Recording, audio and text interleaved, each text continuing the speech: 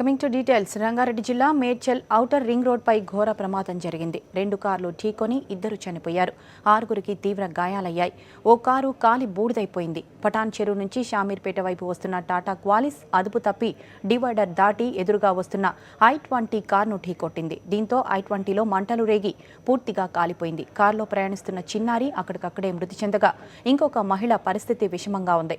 Qualis driver తీవ్ర గాయాలతో మృతి చెందాడు. 2 వాహనాల్లో ప్రయాణిస్తున్న 6గురికి తీవ్ర గాయాలు అయ్యాయి. వీరందరినీ చికిత్స నిమిత్తం గాంధీ ఆసుపత్రికి తరలించారు. టైరు పంక్చర్ కావడంతో క్వాలిస్ అదుపు తప్పిందని పోలీసులు చెప్తున్నారు.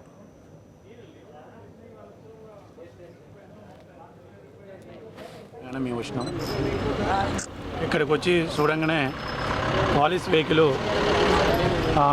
దుండిగల్ నుంచి మేడ్చల్ అయిపోతున్నది. అదేవిధంగా ఒక I-20 కారు మేడ్చల్ నుండి దుండిగల్ అయిపోతున్నది.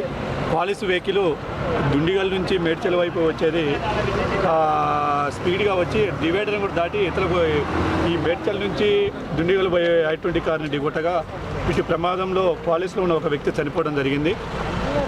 ఇటు ప్రమాదంలో మరొక కారు కూడా I-20 అనే కారు కూడా తగలబడిపోయినది. మిగతా వాళ్ళని ఇంజూర్ అయిన పర్సన్స్ని 108 ద్వారా హాస్పిటల్కి తరలించడం జరిగింది.